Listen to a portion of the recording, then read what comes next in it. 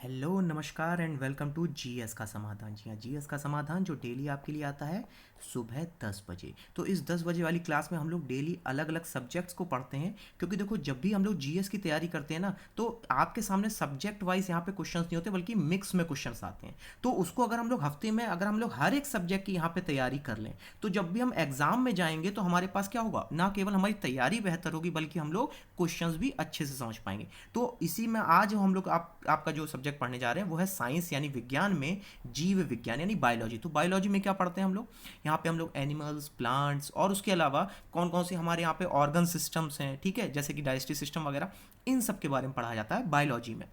अच्छा देखिए, अगर मैं आपसे यहाँ पे एक बहुत इंपॉर्टेंट बात कहूँ यहाँ पे आपकी तैयारी से जुड़ी हुई, तो हमेशा एक चीज़ याद रखिएगा कि ज़िंदगी में कभी भी निराश मत होना, ठीक है। क्योंकि निराशा ही आपकी जो आपकी कैपेबिलिटी या क्षमता होती है उसको कई गुना कम कर देती है। उससे अच्छा है कि आप जो है कोई और काम थोड़ी देर के लिए कर लो, लेकिन कभी भी अपने मन को निराश मत होने देना, ठीक है। तो चलिए इसी आशा के साथ अब हम लोग आज की ये क्लास शुरू करते हैं। तो देखिए यहाँ पे पहला सवाल आपके लिए क्या है, कोलेरा जर्म्स की खोज किसने की थी। इस फोटो में आपको बताया गया है कि क्या क्या आपके कोलेरा की वजह से होता है। तो पहले बताइए कि उसकी खोज किसने की थी। 5 सेकंड है, जल्दी से कमेंट बॉक्स में जवाब दीजिए।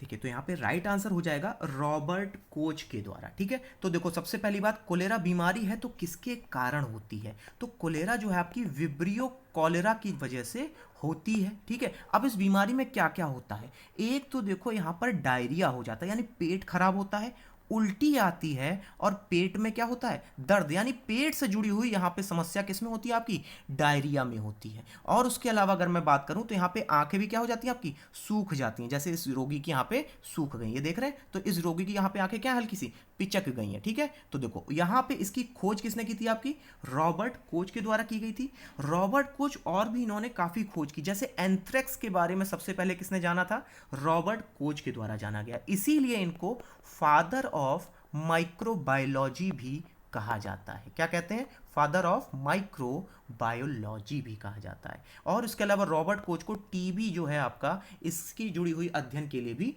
जाना जाता है। और वहीं ड्रेजर को तो कभी मत भूलिएगा, क्योंकि ड्रेजर ने ही आपकी वो सर दर्द की समस्या में हम लोग कौन सी दवाई खाते हैं, एस्पिरिन खाते हैं ना, तो ये खोजने वाले कौन थे, ड्रेजर। तो इनको धन्यवाद देना कभी मत भूलना। और वहीं हैंसन को धन्यवाद देना मत भूलना, क्योंकि इन्होंने लेप्रोसी की आपकी क्या की थी, यहाँ पे मिर्गी का नाम सुना है ना, तो लेप्रोसी यानी मिर्गी के बारे में सबसे पहले किसने पता किया था, हैंसन के द्वारा के पता किया गया था, ठीक है। चलो अब अगर आपको याद करना है कि कौन कौन सी बीमारियां यहाँ पे रॉबर्ट कोच के द्वारा यहाँ पे कह सकते हैं स्टडी की गई या फिर आपकी पढ़ी गई या फिर पहली बार खोजी गई, तो कैट शब्द याद कर लो। सी से क्या हो जाएगा यहाँ पे आपका, सी से हो जाएगा कॉलरा, ठीक है। ए से क्या हो जाएगा, ए से एंथ्रेक्स हो जाएगा, और टी से क्या हो जाएगा, टी से हो जाएगा टीबी। तो ये तीनों बीमारियां किसके द्वारा याद की गई थी, सॉरी तैयार की गई थी, रॉबर्ट कोच के द्वारा, ठीक है। चलिए आगे बढ़ते हैं, अगला सवाल देखते हैं। नेक्स्ट क्वेश्चन क्या कह रहा है, यहाँ पे ब्लड ग्रुप से आपके रिलेटेड क्वेश्चन है कि अगर यहाँ पे दोनों माता पिता का ए और बी ब्लड ग्रुप है अलग अलग, तो बच्चों में कौन कौन से ब्लड ग्रुप आ सकते हैं। 5 सेकंड है, जल्दी से जवाब देने की कोशिश कीजिएगा। चलिए टाइम स्टार्ट होता है।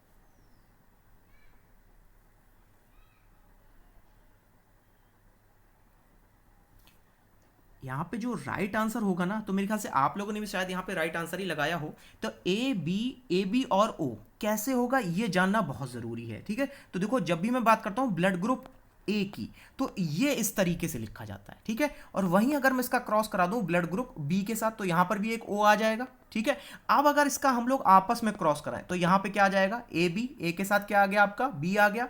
इस नेक्स्ट वाले में क्या आ जाएगा आपका, सिर्फ बी आ जाएगा। इसी तरह से अगर मैं इसका क्रॉस यहां पे करा दूं तो यहां पे क्या मिल जाएगा, ए, और अगर मैं इन दोनों का क्रॉस करा दूं तो यहां पे मुझे क्या मिल जाएगा, ओ। तो देखो हमें यहां पे 4 ब्लड ग्रुप मिले कि नहीं मिले जब हमने क्रॉस कराया किसका, ए और बी का। तो यही इसका क्या हो गया यहाँ पे राइट आंसर। उम्मीद करता हूं समझ में आ गया होगा। अगर देखो अभी भी नहीं आया तो कमेंट बॉक्स में एक बार जरूर पूछना, ठीक है। चलिए आगे बढ़ते हैं, नेक्स्ट क्वेश्चन देखते हैं क्या पूछा गया है कि बच्चे के बारे में कि लड़का है या लड़की, ये किसके द्वारा जाना जा सकता है, माता या पिता के द्वारा। 5 सेकंड है, जल्दी से बता दीजिए।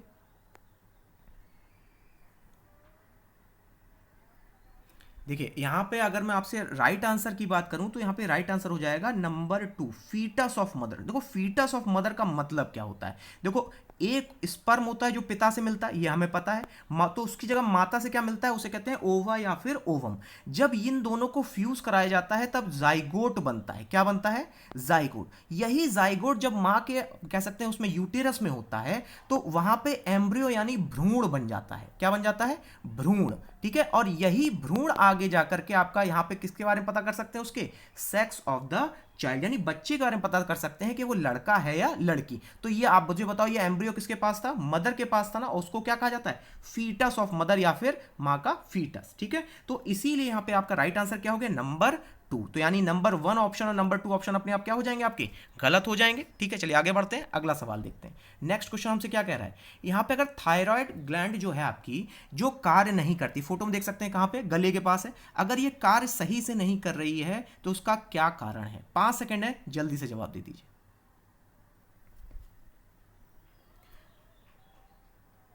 चलिए, तो अगर मैं यहाँ पे आपसे राइट आंसर की बात करूँ तो मेरे ख्याल सबने यहाँ पे राइट आंसर क्या लगाया होगा, आयोडीन की कमी से। ठीक है, अब देखो होता क्या है कि ये जो थायराइड ग्लैंड है इसकी जगह हमेशा पूछी जाती है, तो याद रखिए ये जो है ना, ये आपकी ये कॉलर बोन के पास की एरिया है। ठीक है, तो कह सकते हैं कि लगभग गले में आपकी उपस्थित है क्या, यहाँ पे थायराइड ग्लैंड। ठीक है, तो ये जो थायराइड ग्लैंड तो गले में उपस्थित हो गई, तो ये जो है क्या सिक्रीट करती है, थायरॉक्सिन का सिक्रीशन करती है। किसका सिक्रीशन करती है, थायरॉक्सिन का। लेकिन अगर यहाँ पे आपका आयोडीन नहीं होगा तो थायरॉक्सिन आपका सही से कार्य नहीं कर पाएगा, तो उसकी वजह से यहाँ पे कौन सी बीमारी हो जाती है, जो इसमें गला सूख जाता है, ध्यान है ना, उसको क्या कहा जाता है, गोइटर, और हिंदी में क्या कहते हैं, घेंगा या घोंगा। ठीक है, तो घोंगा वाली जो बीमारी है वो किसकी वजह से होती है, थायराइड ग्लैंड की वजह से होती है। ठीक है, वहीं अगर मैं आपसे कैल्शियम के बारे में बताऊं तो कैल्शियम की कमी से जो बीमारी है उसको कहते हैं ऑस्टियोपोरोसिस। इसका सीधा सा मतलब है कि हड्डियों में अगर कमजोरी आ जाए,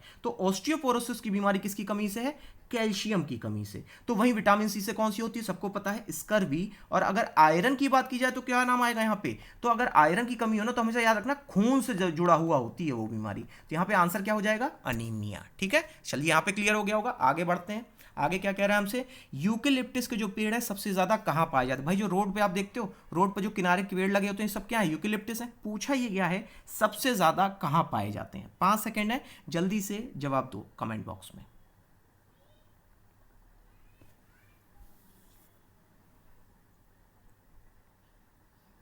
देखिए यहाँ पे जो राइट आंसर होगा ये थोड़ा सा कह सकते हैं आप लोग के लिए चौंकाने वाला भी होता है, नीलगिरी जो हिल्स हैं आपकी। अच्छा, सबसे पहले ये जान लो कि नीलगिरी हिल्स हैं कहाँ पर, तो ये तमिलनाडु में पड़ती हैं। और तमिलनाडु में भी कहा जाए खास तौर पे तो एरिया पूछ लेता है कई बार एग्जामिनर, तो बता देना कि वेस्टर्न घाट में पड़ती हैं। ठीक है, तो नीलगिरी हिल्स में सबसे ज्यादा क्या पाए जाते हैं, आपके यूकेलिप्टिस के पेड़ पाए जाते हैं। और अगर बात की जाए ये यूकेलिप्टिस के पेड़ आखिरकार इनसे क्या निकलता है वहां पर, तो इनका जो सबसे ज्यादा उपयोग होता है वो होता है यूकेलिप्टिस का ऑयल बनाने के लिए सबसे ज्यादा उपयोग किया जाता है।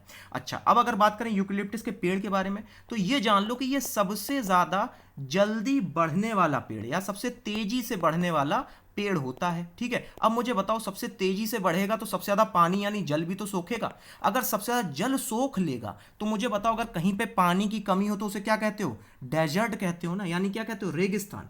इसीलिए इसको यहां पे आप कह सकते हो कि इकोलॉजिकल टेररिस्ट कहा जाता है। क्यों कहा गया, क्योंकि उसने उस जगह को क्या कर दिया, बंजर कर दिया। तो इसको इकोलॉजिकल टेररिस्ट यानी कि आपका क्या कहते हैं, वातावरण का आतंकवादी भी कहा जाता है। ठीक है, चलिए उम्मीद करता हूं यहां तक समझ में आ गया होगा, आगे बढ़ते हैं।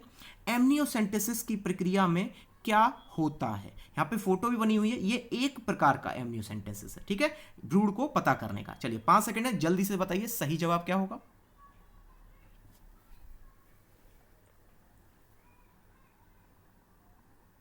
देखिए यहाँ पे अगर मैं आपसे राइट आंसर की बात करूं तो मेरे ख्याल सब लोगों ने कमेंट बॉक्स में जरूर जवाब दिया होगा। तो देखो यहाँ पे राइट आंसर हो जाएगा कि जो फीटल यानी बच्चा होता है ना, उसके स्वास्थ्य को देखने के लिए, यानी भ्रूण की स्वास्थ्य की स्थिति को देखने के लिए। अब होता क्या है इसमें, इसमें ये आप देख रहे हैं ये मदर का ये क्या है, इसको फीटस कहा जाता है। क्या कहते हैं हम लोग यहाँ पे, सॉरी यूटेरस कहा जाता है। ठीक है, तो इस यूटेरस से क्या करते हैं, इंजेक्शन से यहाँ पर एक फ्लूइड उसके पेट में, माँ के पेट में हमेशा रहता है, उसको कहते हैं यहाँ पे एमनियोटिक फ्लूइड। क्या कहते हैं हम लोग, एमनियोटिक फ्लूइड। तो इस एमनियोटिक फ्लूइड को निकाल करके फिर ये देखा जाता है कि उसमें भ्रूण के जो सेल्स हैं वो कितने अच्छे और हेल्दी हैं, तो उससे आप क्या पता कर लोगे कि फीटल आपका अच्छे स्थिति में है या फिर नहीं है। ठीक है, उम्मीद करता हूं यहां तक क्लियर हो गया होगा। और ये जो फोटो में देख रहे हो ना, इसको अल्ट्रासाउंड कहा जाता है। क्या कहते हैं इसको हम लोग? अल्ट्रासाउंड कहते हैं। ठीक है, और वहीं अगर अदर ऑप्शंस की बात की जाए तो गलत कैसे हैं, तो देखो यहां लिखा गया इंड्यूसिंग एबॉर्शन। एबॉर्शन का मतलब क्या होता है? गर्भपात। आर्टिफिशियल इंसेमिनेशन, तो जो इंसानों में होता है उसे टेस्ट ट्यूब कहा जाता है, ना कि एमनियोसेंटेसिस कहा जाता है। ठीक है, उम्मीद करता हूं क्लियर हो गया होगा। आगे बढ़ते हैं, नेक्स्ट क्वेश्चन। यहां पे क्या कहा गया है? ब्लड सेल आपकी यहां पे कौन सा ब्लड सेल है जिससे ब्लड कोगुलेशन यानी कि रक्त को यहां पे जमावट के लिए प्रयोग कर सकते हैं। फोटो भी बनी है सारे की, तो जरा फटाफट कमेंट बॉक्स में बता दो, बहुत रिपीटेड सवाल भी है ये।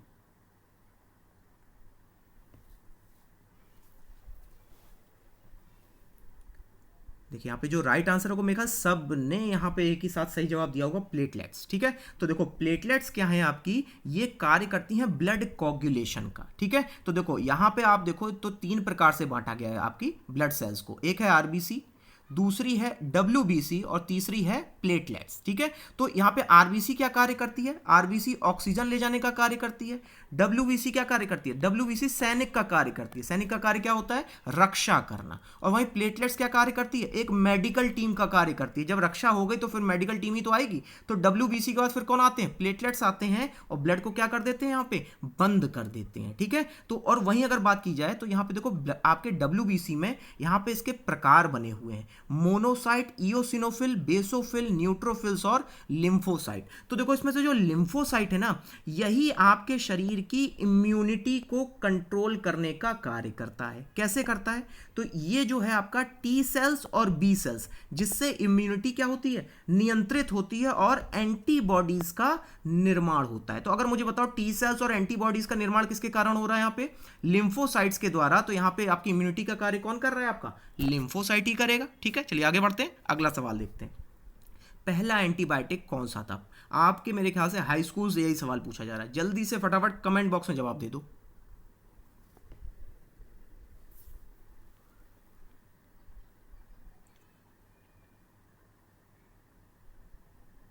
देखिए यहाँ पे जो आपके लिए राइट आंसर हो जाएगा वो हो जाएगा पेनिसिलिन। ठीक है, ये तो क्लियर ही हो गया होगा।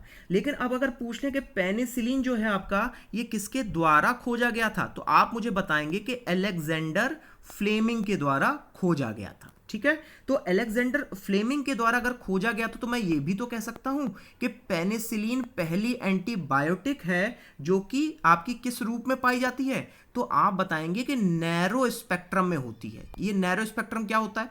तो नैरो स्पेक्ट्रम का मतलब हुआ कि आप केवल बैक्टीरिया की एक ही यहाँ पे स्पीसीज, यानी या तो पॉजिटिव या फिर निगेटिव में से किसी एक को खत्म कर पाओ, तो उसे क्या कहते हैं? नैरो। नैरो मतलब होता है छोटा। छोटे का मतलब क्या हुआ? किसी एक को खत्म करना।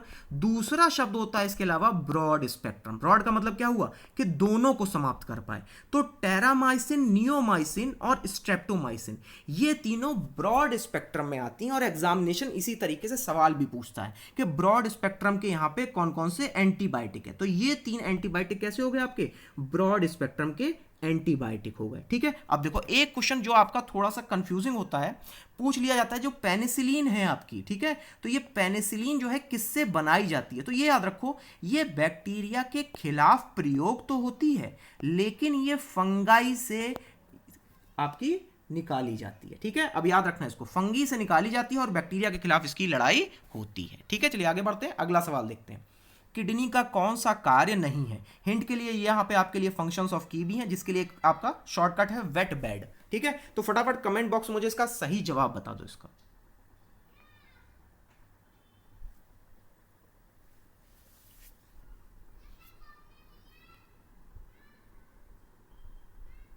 देखिए इसका जो राइट आंसर हो जाएगा वो हो जाएगा कि यहाँ पे एंटीबॉडीज। एंटीबॉडीज का उत्पादन में हम लोगों ने अभी डिस्कस किया, कौन करता है? लिम्फोसाइट्स ही तो करती हैं। ठीक है, तो लिम्फोसाइट्स अगर करती हैं तो ये वाला ऑप्शन आपका क्या अपने आप ही हो जाता? गलत हो जाता। ठीक है, तो यही ऑप्शन आपका क्या है? यहाँ पे गलत है। उसके अलावा अगर बात की जाए तो रेगुलेशन ऑफ आपका ब्लड पीएच, ठीक है, या फिर रिमूवल ऑफ आपका मेटाबॉलिक वेस्ट, तो ये जो दोनों कार्य होते हैं, ये किडनी में एक साइकिल चलती है आपकी NaCl और वाटर की, यानी कि वो NaCl और वाटर के माध्यम से पानी के लेवल को नियंत्रित करता है, तो उससे पीएच भी नियंत्रित हो जाता है और मेटाबॉलिक वेस्ट भी क्या होता है, बाहर चला जाता है। और वहीं NaCl एक सॉल्ट है, तो सॉल्ट का सबसे प्रमुख कार्य क्या होता है, ऑस्मोटिक प्रेशर। ऑस्मोटिक प्रेशर का मतलब क्या हुआ कि एक झिल्ली के माध्यम से एक तरफ ज्यादा घनत्व रखना और दूसरी तरफ कम घनत्व रखना, यही ऑस्मोटिक प्रेशर है। तो ये कार्य कौन सबसे अच्छा करेगा, एक नमक यानी कि NaCl। तो उम्मीद करता हूं यहां तक क्लियर हो गया होगा। तो एक बार आओ इसको थोड़ा सा रिवाइज भी कर लेते हैं, इसके कार्य कौन कौन से हैं।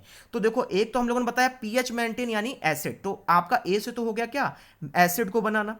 वेट का मतलब है कि पानी, इलेक्ट्रोलाइट और टॉक्सिन का रिमूवल। और वहीं बेड यानी बिस्तर, बिस्तर में क्या हो गया, ब्लड प्रेशर को नियंत्रित करना। और उसके अलावा एरिथ्रोपोइटिन, एरिथ्रोपोइटिन क्या होता है, एरिथ्रोपोइटिन आपका हार्मोन है जो कि किडनी के द्वारा आपका रिलीज किया जाता है, जिससे क्या बनते हैं, आपके आरबीसीज का निर्माण होता है। तो ये भी कार्य कौन कर रहा है, यहाँ पे किडनी ही कर रही है। और वहीं विटामिन डी का निर्माण भी कहाँ पे होता है, आपका किडनी में ही होता है। ठीक है, उम्मीद करता हूं ये याद हो गया होगा। आगे बढ़ते हैं। 10वां सवाल क्या कह रहा है हमसे कि वाटर में जो प्लांट्स होते हैं, सॉरी, जो प्लांट में जो आपका पानी है वो किसके द्वारा ट्रांसपोर्ट किया जाता है। फोटो भी बनी है, बहुत पुराना सवाल है, जल्दी से कमेंट बॉक्स में इसका जवाब दे दो बस।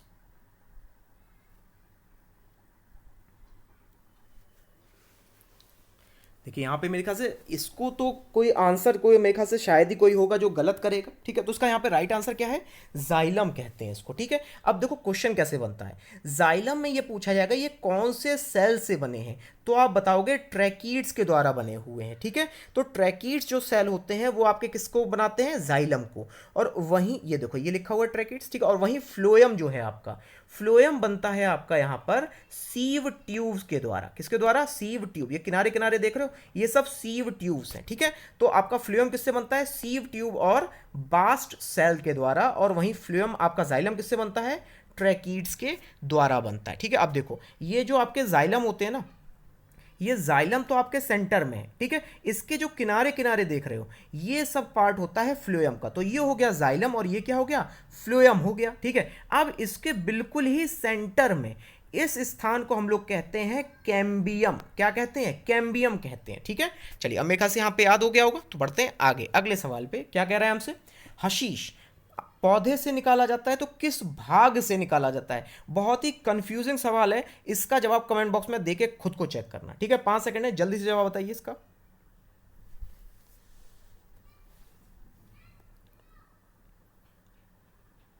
देखिए यहाँ पे जो राइट आंसर होगा वो होगा 3 का मतलब क्या होगा, एक तो पत्तियों से लिया जाता है और दूसरा क्या है, फीमेल इन्फ्लोरेसेंस, हिंदी में क्या कहते हैं, मादा पुष्पक्रम। तो देखो कई बार अगर ये इंग्लिश में भी लिख के आ जाए ना, तो एक चीज याद रखना, इन्फ्लोरेसेंस का मतलब कि भाई महिलाओं को सबसे ज्यादा क्या पसंद है, फूल पसंद है ना। तो इन्फ्लोरेसेंस का मतलब भी हिंदी में क्या होगा, फूल ही होगा। तो आपकी पत्तियों और फूलों से कि कौन सा क्या निकाला जाता है, आपका हशीश। ये है आपकी हशीश। ठीक है, और ये जो है पत्तियां हैं जिससे आपकी हशीश को बनाया जाता है। अच्छा, इसको हम लोग कहते क्या है, बहुत इंपॉर्टेंट सवाल है। तो इसको हम लोग कैनेबिस सटाइवा कहते हैं। क्या कहते हैं, कैनेबिस सटाइवा कहते हैं। और ये जो हशीश है इसका जो रूप होता है वो होता है रेजिन ग्लैंड के रूप में। किसके रूप में होता है, रेजिन ग्लैंड के रूप में होता है, जिसे हम लोग कहते हैं ट्राइकोम। क्या कहते हैं हम लोग, ट्राइकोम कहते हैं। तो याद रखना कि हशीश को हम लोग क्या किस रूप में आप लोग प्राप्त करते हैं, ट्राइकोम के रूप में प्राप्त करते हैं। किससे, कैनेबिस सटाइवा से। ठीक है, चलिए आगे बढ़ते हैं। अगला सवाल, वायरस में क्या है, बहुत कंफ्यूजिंग है यहाँ पे, ध्यान से इस सवाल को जरा सॉल्व करना कमेंट बॉक्स में।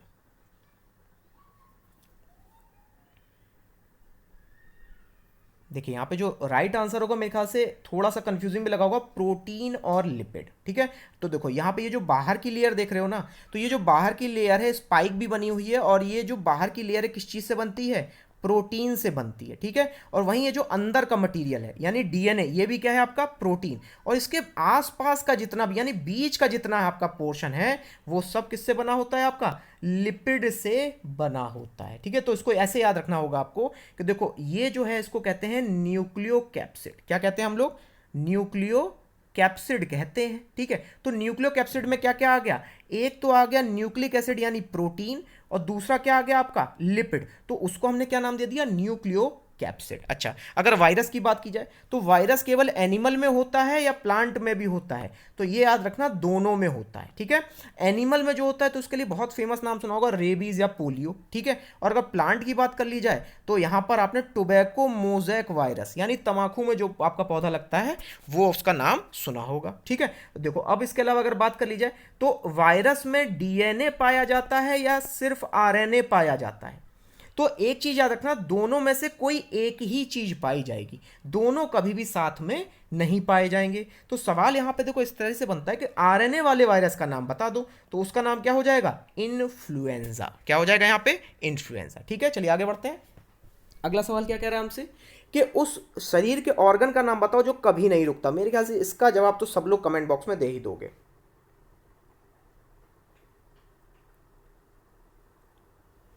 तो इसका मेरे ख्याल से राइट आंसर तो सबने सही लगाया होगा, हार्ट यानी कि हृदय। तो हृदय कुल कितनी बार धड़कता है अगर बात की जाए, कभी रुक नहीं रहा है तो ये 72 बार धड़कता है 1 मिनट में, ठीक है। ये तो सबको पता होगा, ठीक है। अब मैं कह रहा हूं कि ये मैक्सिमम कितनी बार धड़क सकता है, तो 180 बार। तो याद रखना, अगर 180 से 1 मिनट में ज्यादा धड़कन है ना तो परेशानी वाली खबर है फिर, ठीक है। मैक्सिमम कितना होना चाहिए? 180। वो भी कब? जब आपने बहुत मेहनत की हो, ये नहीं कि बैठे बैठे 180 हो जाएगा, ठीक है। अब 1 मिनट में अगर बात की जाए तो 72 बार धड़क रहा है, तो एक धड़कन में कितना ब्लड आना चाहिए होता होगा? तो ये 70 ml जो ब्लड होता है ये हृदय आपका लाया या फिर ले जा सकता है, ठीक है। चलिए अब अगर मैं बात करूं यहाँ पे लिवर के बारे में, तो लिवर का यहाँ पे आप कह सकते हैं सबसे बड़ी लार्जेस्ट क्या है आपकी? ग्लैंड होती है, ठीक है। लार्जेस्ट ग्लैंड है ये आपकी, और इसे हम लोग केमिकल फैक्ट्री के नाम से जानते हैं, रसायन फैक्ट्री कहते हैं इसको।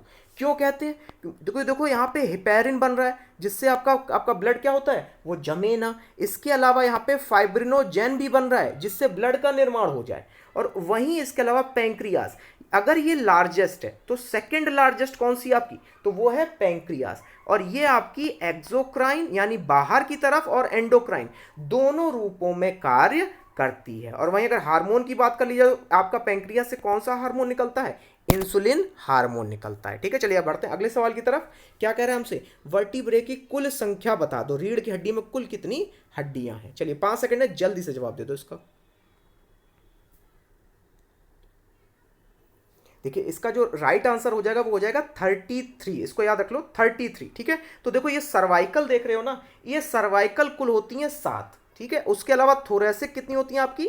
12। और फिर आती हैं लंबर, लंबर होती हैं संख्या में 5। और फिर इसके बाद सैक्रम 5 होती हैं, और इसके अलावा 4 होती हैं कॉकिक्स। क्या होती हैं आपकी? कॉकिक्स। तो इसको याद कैसे किया जाए? बहुत सिंपल है, मोबाइल नंबर याद करते ही करते हैं हम लोग। तो इसको ऐसे याद कर लो, 712 554। यहाँ 12 ही एक साथ है, बाकी सब क्या है यहाँ पे? अलग अलग। तो मोबाइल नंबर फिर से दोहरा रहा हूँ, 712 554। बस मिलाना नहीं, याद कर लेना, ठीक है। चलिए आगे बढ़ते हैं। नेक्स्ट क्वेश्चन क्या कह रहा है? उस साइंटिस्ट का नाम बता दो जिसने ब्लड सर्कुलेशन को पहली बार देखा था। फोटो में देख रहे हो, ब्लड सर्कुलेशन यही होता है हृदय में। 5 सेकंड में पहले जवाब दो, फिर इसके बारे में चर्चा भी करते हैं।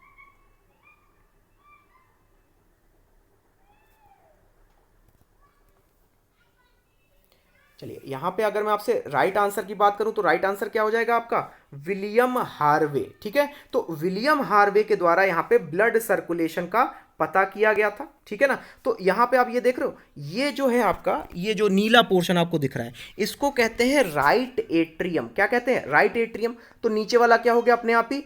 यहाँ पे आपका राइट वेंट्रिकल हो गया। तो अगर ये एट्रियम, सॉरी हाँ, तो यहाँ पे अगर आपका इसके बगल वाला क्या हो जाएगा? ये आपका ये हो जाएगा लेफ्ट एट्रियम, और वहीं नीचे वाला क्या हो जाएगा आपका? लेफ्ट वेंट्रिकल, ठीक है। अब देखो इन दोनों के बीच में, यानी कि राइट एट्रियम और उसके अलावा राइट वेंट्रिकल के बीच में कौन सा कस्पिड होता है ये पूछा जाता है। तो याद रखो ट्राई कस्पिड होता है, ठीक है। और वहीं लेफ्ट के बीच में, दोनों के बीच में कौन सा है? तो यहाँ पे बाई कस्पिड वॉल्व होते हैं। ये ट्राई कस्पिड वॉल्व किसके बीच में है? राइट के बीच में। और लेफ्ट के बीच में कौन सा है? बाई कस्पिड वॉल्व है। तो इसको याद कैसे करें? तो इसको ऐसे याद कर लो कि राइट हैंड पे संख्या 3 है, ठीक है। और वहीं लेफ्ट हैंड पे संख्या कितनी है आपकी? 2 है। और वहीं ये जो नीला वाला दिख रहा है इसको पल्मोनरी वॉल्व कहते हैं, ठीक है। उम्मीद करता हूं तीनों याद हो गए होंगे। चलिए बढ़ते हैं अगले सवाल की तरफ। क्या कह रहा है?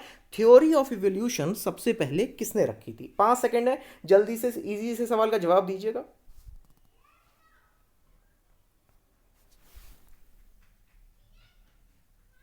देखिए इसका जो राइट आंसर होगा थ्योरी ऑफ इवोल्यूशन का वो क्या हो जाएगा, चार्ल्स डार्विन के द्वारा। ठीक है, तो चार्ल्स डार्विन ने थ्योरी ऑफ इवोल्यूशन में क्या बताया था, उन्होंने कहा था कि प्रकृति यानी नेचुरल सिलेक्शन के द्वारा आपका थ्योरी ऑफ इवोल्यूशन यानी कि शरीर में या फिर माहौल में बदलाव होता है। ठीक है, और वहीं ग्रेगर मेंडल, तो इन्होंने लॉज दिए थे किसके, जेनेटिक्स के। ठीक है, जिसको उन्होंने बताया था कि इनहेरिटेंस यानी कि अगर कोई भी जीन है वो एक आपकी पीढ़ी से दूसरी पीढ़ी में जा सकता है, तो ये क्या हो गया आपका लॉज ऑफ इनहेरिटेंस। और वहीं लुईस पास्चर, लुईस पास्चर के बारे में तो आप मुझे बता सकते हो कि इन्होंने किसकी खोज की थी, पास्चुराइजेशन की खोज की थी। और इन्होंने इसी पास्चुराइजेशन यानी इन्होंने देखा कि जब दूध को गर्म करो तो बैक्टीरिया मर जाता है, तो उन्होंने कहा कि ये एक जर्म थ्योरी है, मतलब जर्म के कारण ही बीमारियां होती हैं। ठीक है, चलिए उम्मीद करता हूं आपके तीनों क्लियर हो गए होंगे। आगे बढ़ते हैं। 17वां क्वेश्चन क्या कह रहा है, उस केमिकल का नाम बता दो जिससे फंगी को मारा जाता है वाटर टैंक में। 5 सेकंड है, जल्दी से जवाब दे दीजिए।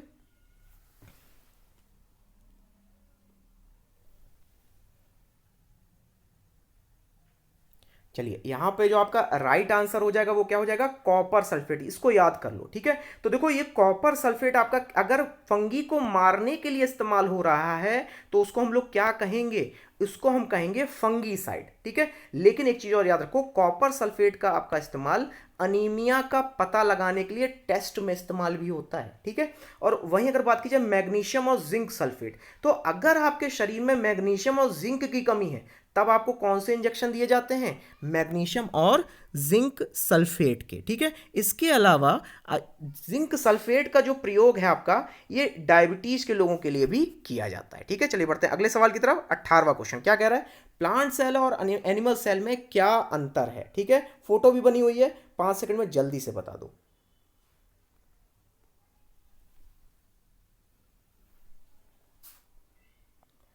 देखिए यहाँ पे जो आपके लिए राइट आंसर हो जाएगा वो हो जाएगा क्लोरोप्लास्ट। भाई सीधी सी बात है, जो आपका प्लांट सेल है ये है आपका प्लांट सेल और ये क्या है, एनिमल सेल। अब मुझे डिफरेंस खुद से देख के बताओ, तो इसकी जो मोटाई है वो क्या है, ज़्यादा है, उसकी मोटाई कम है, तो यानी यहाँ पे सेल मेम्ब्रेन किसके पास है, एनिमल के पास है। और वहीं सेल वॉल किसके पास होती है, वो प्लांट के पास होती है। अच्छा, अगर मैं वैक्यूल की बात करूं तो वैक्यूल दोनों में है, ये याद रखना।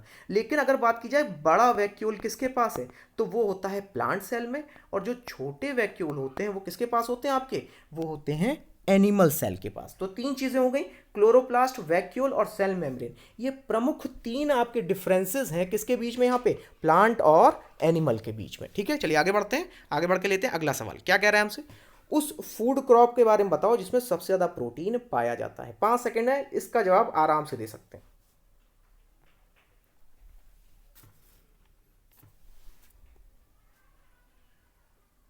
चलिए, तो इसका जो राइट आंसर हो जाएगा यहाँ पे क्या हो जाएगा, सोयाबीन। भाई सोयाबीन में सबसे ज़्यादा क्या होता है आपका, प्रोटीन होता है। और वहीं ये फोटो ये वाली देख रहे हो, तो ये भले ही आपको लग रहे होंगे यहाँ पे बनाना यानी केला है, जबकि असलियत में ये क्या है आपके, कसावा होते हैं। ठीक है, तो एक चीज़ हमेशा याद रखना, कसावा से जो है कार्बोहाइड्रेट सबसे ज़्यादा मिलता है। जैसे आलू होता है ना, आलू भी क्या है आपका, कार्बोहाइड्रेट के लिए तो लिया जाता है यानी स्टार्च के लिए, और इसके अलावा इसमें सबसे ज़्यादा पाया जाता है विटामिन सी।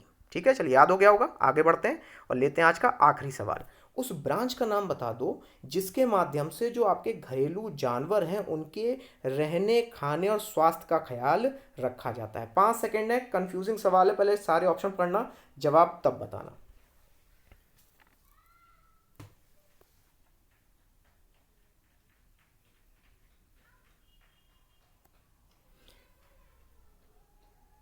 देखिए यहाँ पे अगर मैं आपसे राइट आंसर की बात करूं तो यहाँ पे आपके लिए राइट आंसर क्या हो जाएगा कि जब भी अगर हम लोग यहाँ पे किसके बारे में बात करें, फीडिंग यानी कैसे खिलाया जाए, शेल्टर यानी कहाँ रखा जाए, और किस प्रकार से उन्हें क्या किया जाए, ब्रीड यानी कि उनका प्रजनन किया जाए। ठीक है, तो इसको हम लोग कहते हैं वेटेनरी साइंस। क्या कहते हैं हम लोग, वेटेनरी साइंस कहते हैं। ठीक है, तो अगर स्वास्थ्य से जुड़ी हुई कोई भी चीज़ हो यानी कैसे खिलाया जाए, उसके अलावा कैसे ब्रीड किया जाए या फिर स्वास्थ्य, तो ये क्या हो गया, वेटनरी। तो एनिमल हस्बेंड्री में क्या अंतर होता है, अब किस प्रकार के जानवरों को रखा जाए। जैसे मुझे बताओ, भेड़ कहाँ रहती है आपकी, भेड़ बाड़े में रहती है। ठीक है, और आपके घोड़े कहाँ रहते हैं, घोड़े अस्तबल में रहते हैं। तो इस प्रकार का अगर कार्य होगा तो उसको क्या कहेंगे, एनिमल हस्बेंड्री। और वहीं पोल्ट्री फार्म तो मेरे ख्याल से हर जगह होते हैं जहाँ पे क्या पाली जाती हैं आपकी, मुर्गियाँ पाली जाती हैं। तो मेरे ख्याल सारे ऑप्शंस क्लियर हो गए होंगे। चलिए बढ़ते हैं। तो चलिए आज हम लोगों ने यहाँ पे 20 क्वेश्चंस किए अलग अलग टॉपिक पे। हर एक टॉपिक से हमने कुछ ना कुछ यहाँ पे नए कॉन्सेप्ट्स को यहाँ पे जाना। तो चलिए तब तक के लिए लाइक कीजिए, शेयर कीजिए, सब्सक्राइब कीजिए। Thank you very much.